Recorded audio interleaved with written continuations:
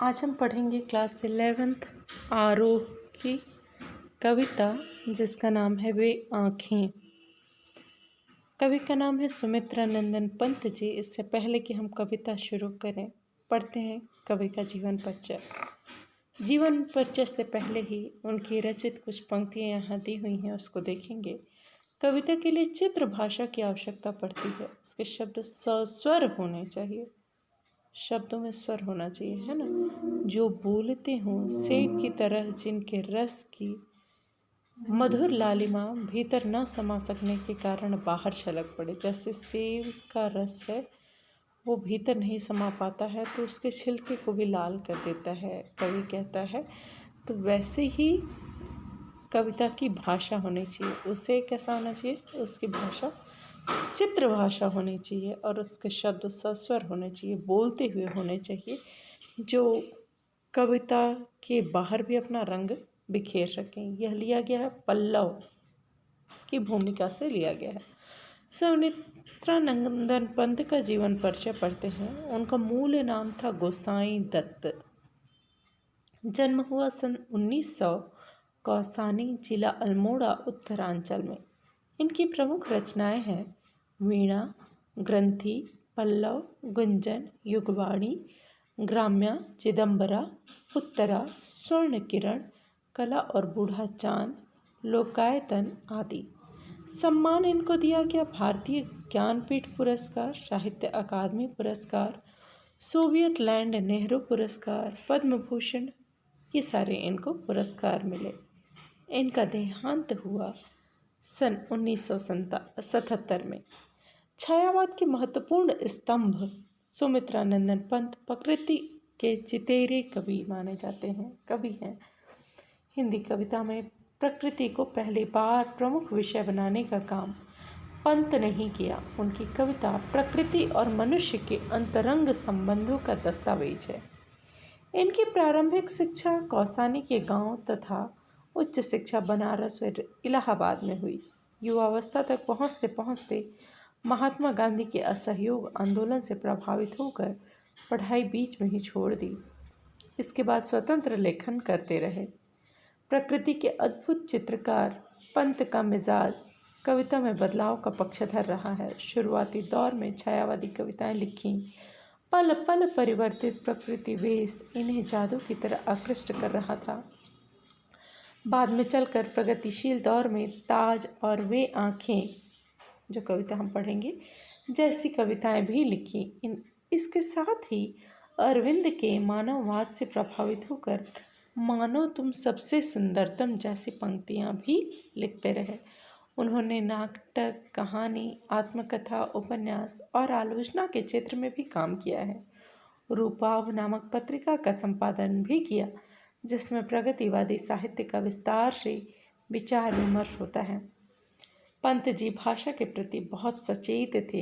इनकी रचनाओं में प्रकृति की जादूगरी जिस भाषा में भी व्यक्त हुई है उसे स्वयं पंत चित्र भाषा कहते हैं। बिंबात्मक भाषा की संज्ञा देते हैं। ब्रज भाषा और खड़ी बोली के विवाद में उन्होंने खड़ी बोली का पक्ष लिया और पल्लव की भूमिका में विस्तार से खड़ी बोली का समर्थन किया। पल्लव की भूमिका, जहाँ से ऊपर हम लोगों ने 2-4 पंक्तियाँ पढ़ी थी। प्रस्तुत कविता वे आँखें पंत जी के प्रगतिशील दौर की कविता है। इसमें विकास की विरोधाभासी अवधारणाओं पर करारा प्रहार किया गया है। युग युग से शोषण के शिकार किसान का जीवन कवि को आहत करता है। दुखद बात यह है कि स्वाधीन भारत में भी किसानों को केंद्र में रखकर व्यवस्था ने निर्णायक हस्तक्षेप नहीं किया। कविता ऐसे ही दुष्चक्र में फंसे किसानों के व्यक्तिगत और पारिवारिक दुखों की परतों को खोलती है और स्पष्ट रूप से विभाजित समाज की वर्गीय चेतना का खाका प्रस्तुत करती है। समझने की कोशिश करेंगे। आज हम जब विकसित देश की बात करते हैं तो देश का एक बड़ा हिस्सा किसान है, समाज का एक बड़ा हिस्सा किसान है। तो हमारा विकास हो रहा है, जब हम कहते हैं देश का विकास हो रहा है तो ऐसे में किसानों का भी विकास होना चाहिए, किसानों का भी विकास होना चाहिए। परंतु किसान किस कठिन परिस्थिति से गुजर रहा है, यह उन्होंने अपनी कविता वे आँखें में प्रस्तुत की हैं। आँखों को वैसे भी आईना कहा जाता है ना, जो हमारे चेहरे का, जो हमारे हृदय के भीतर को जो भी भाव है उसको खोल कर रख देते हैं। पढ़ते हैं वे आँखें, अंधकार की गुहा सरीखी, उन आँखों से डरता है मन, भरा दूर तक उनमें दारुण, दैन्य दुख का नीरव रोदन। फिर से, अंधकार की गुहा सरीखी, कौन सा अलंकार है? उपमा अलंकार है ना। गुहा सरीखी, गुहा मतलब गुफा। अंधकार की गुहा सरीखी, अंधकार की गुफा के जैसी, उन आँखों से डरता है मन। आँखों को किसकी उपमा दी गई है? अंधकार की गुफा के जैसी उन आँखों से डरता है मन। क्यों? जैसे अंधकार से हम लोग डरते हैं, अंधकार में नहीं जाना चाहते हैं। भरा दूर तक उनमें दारुण, दैन्य दुख का नीरव रोदन। उन आँखों में क्या भरा है? भरा दूर तक उनमें दारुण, दर्द ही दर्द भरा है। दैन्य दुख का नीरव रोदन, दैन्य मतलब जो रोज होने वाली घटनाएं हैं। ऐसा नहीं है कि जीवन में कभी कोई दुख की घटना हुई। दैन्य दुख का नीरव रोदन, रोजमर्रा की जिंदगी में होने वाले दुख का जो रुदन है, जो रोना है, जो दर्द है, जो कष्ट है, वह उसकी आंखों में भरा रहता है। इसलिए उसकी आंखों में झांकने में डर लगता है। कैसी आंखें हैं? अंधकार की गुफा सरीखी आंखें, है ना, जिनमें दर्द ही दर्द है। ऐसा नहीं कि कभी दुखी हो गया और कभी दर्द भर गया, वो रोजमर्रा के जीवन में उतना ही दर्द है। वह स्वाधीन किसान रहा, अभिमान भरा आँखों में इसका। स्वाधीन, जब देश आज़ाद हुआ, स्वाधीन हुआ, तो किसान भी तो स्वाधीन हुआ, है ना। अभिमान भरा आँखों में इसका, उसे भी लगा कि मेरा देश कैसा हो गया, स्वतंत्र हुआ, स्वाधीन हुआ, और मैं भी स्वाधीन हुआ। छोड़ उसे मझधार आज, संसार कगार सदृश बह खिसका। लेकिन जब हम प्रगति की बात करते हैं, विकास की बात करते हैं, तो ऐसे में संसार उसे किनारे छोड़कर, जैसे नदी अपने भीतर जो कचरा होता है उसको किनारे छोड़ देती है और जल की धारा बहती चली जाती है, तो वैसे ही इस विकास की धारा में, देश के विकास में जो किसान वर्ग है, जो देश का, समाज का बड़ा हिस्सा है, बड़ा वर्ग है, उसे किनारे छोड़कर स्वयं विकास के मार्ग पर आगे बढ़ निकला। लेकिन जो किसान था, वह भी तो स्वाधीन हुआ, वह भी तो देश का एक बड़ा हिस्सा है, लेकिन उसे कैसे छोड़ उसे मझधार, बीच धार में ही उसे छोड़कर संसार कगार सदृश बह खिसका, संसार उसे किनारे खिसका कर बहता हुआ निकल गया, है ना। तो उस किसान की जो दर्द है उसको इस कविता में प्रस्तुत किया गया है। लहराते हुए खेत दृगों में, हुआ बेदखल वह अब जिनसे। दृगों में, आँखों में, देखो क्या कहता है, लहराते हुए खेत दृगों में, आँखों में वे खेत लहराते हुए खेत दिखते हैं। हुआ बेदखल वह अब जिनसे, वो खेत लहराते हैं जो अब उसके नहीं रहे, जिनसे वो बेदखल हो चुका है, वो खेत अब उसके नहीं रहे। हंसती थी उसके जीवन की हरियाली जिसके तृण तृण से, है ना। जिन खेतों के अनाज से, जिस खेत के अन्न से, जिस खेत के तिनके तिनके से, तृण तृण से उसकी जीवन की खेती लहराती थी, जिसमें हरियाली फैली हुई थी, वह अब उन खेतों का मालिक नहीं रहा। आँखों ही में घूमा करता वह उसकी आँखों का तारा, आँखों का तारा सबसे प्यारा, कारकुनों की लाठी से जो गया जवानी ही में मारा। आँखों का प्यारा, उसका बहुत प्रिय, उसकी तस्वीर उसकी आँखों में घूमा करती है। उसके साथ क्या हुआ? कारकुनों की लाठी से जो गया जवानी ही में मारा। जो भरी जवानी में कारकुन कौन? जो ज़मींदारों के साथ लठैत लोग नहीं रहते हैं, देखे होगे ना तुम लोग टीवी वगैरह में भी, कि जो ज़मींदार होते हैं जो वसूली करने आते हैं उनके साथ 2-4 या 10-15 देखते ही हो लाठी वाठी लेके चलते रहते हैं, बॉडीगार्ड टाइप का, गुंडा टाइप का। तो कारकुनों की लाठी से जो गया जवानी ही में मारा, उसकी आँखों का तारा जो कारकुनों की लाठी से भरी जवानी ही में मारा गया, उसकी तस्वीर उसकी आँखों में झांकती रहती है। बिका दिया घर द्वार, महाजन ने न ब्याज की कौड़ी छोड़ी। महाजन जिससे किसान धन लेता है ना, खेती किसानी करने के लिए उसको पैसे की ज़रूरत होती है, घर चलाने के लिए कई बार पैसे की ज़रूरत होती है।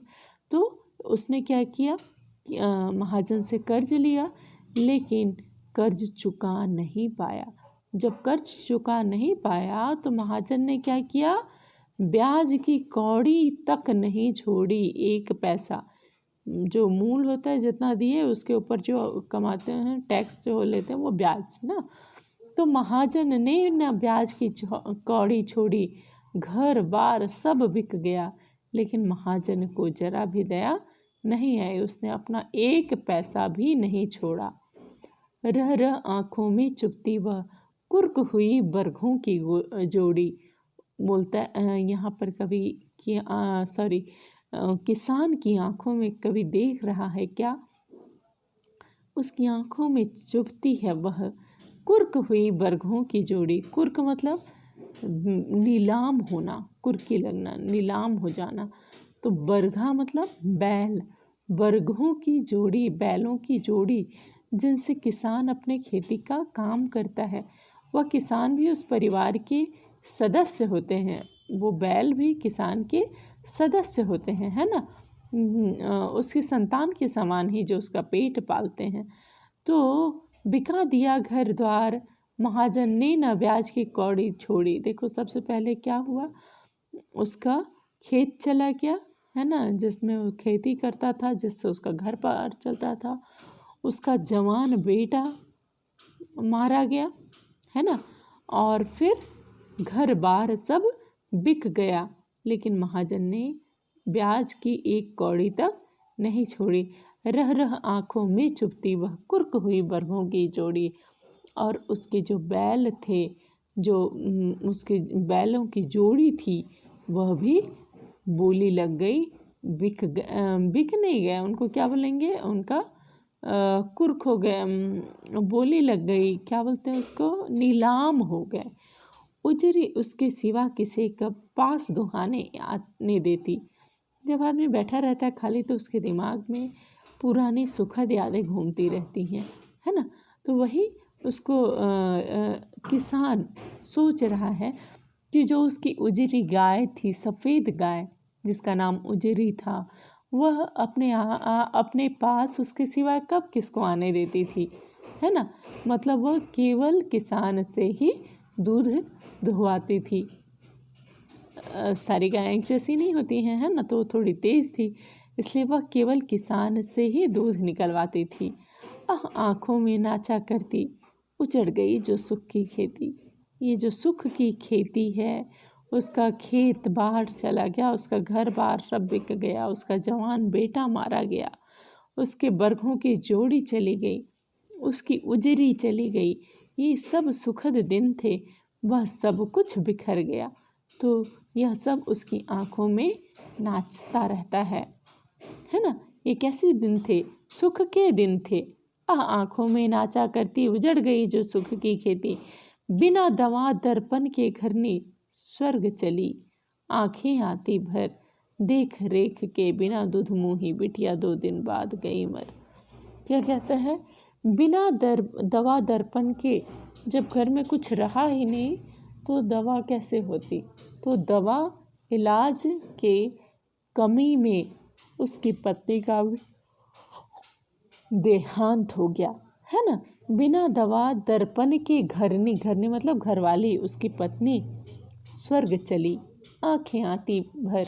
जब किसान अपनी इस दीन अवस्था को सोचता है तो उसकी आँखें भर आती हैं, है ना, कि दवा इलाज के अभाव में, पैसा न होने के कारण उसकी पत्नी का देहांत हो गया।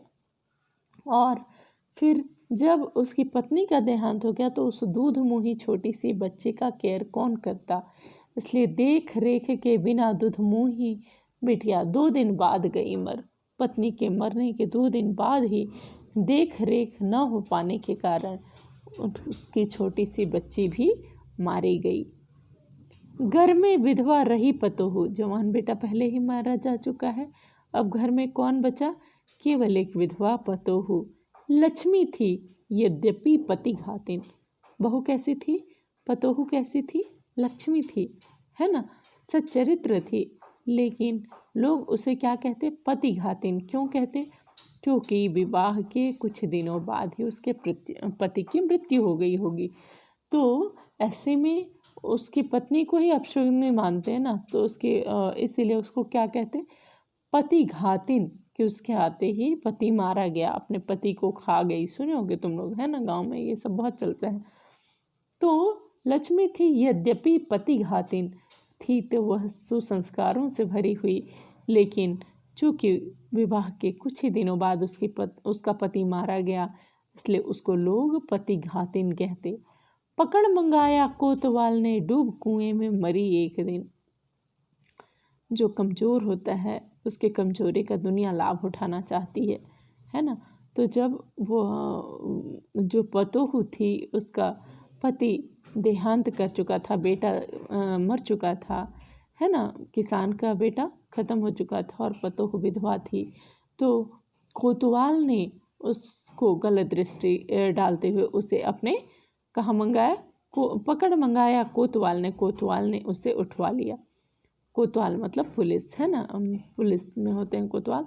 तो डूब कुएं में मरी एक दिन, तो अपने स्वाभिमान अपनी इज्जत की रक्षा के लिए वह खुद भी कुएं में डूबकर मर गई।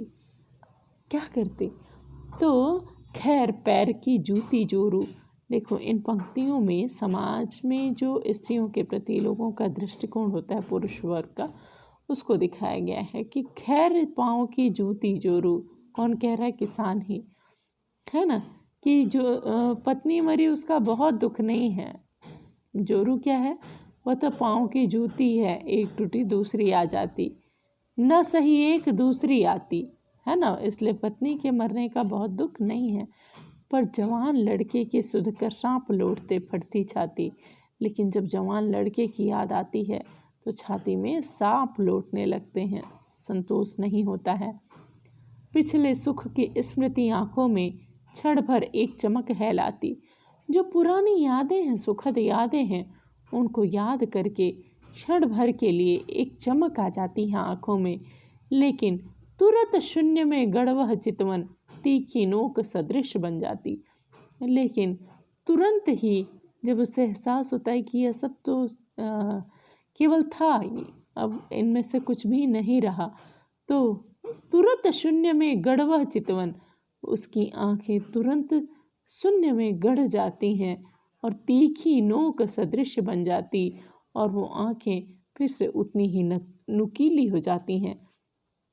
इस पूरी कविता में कवि सुमित्रा नंदन पंत ने एक किसान जो हम दावा करते हैं कि नहीं, देश विकसित हो रहा है, देश विकासशील है और सबका विकास हो रहा है, ऐसे में किसानों की पीड़ा को यहाँ पर व्यक्त किया है कि उसके दैनिक जीवन में कितना दुख है, कितना कष्ट है ना। और इसीलिए कहते हैं कि उसकी आंखें कैसी हैं, काली गुफा के जैसी हैं, जिसमें देखने में डर लगता है। उम्मीद है कविता समझ में आई होगी। धन्यवाद।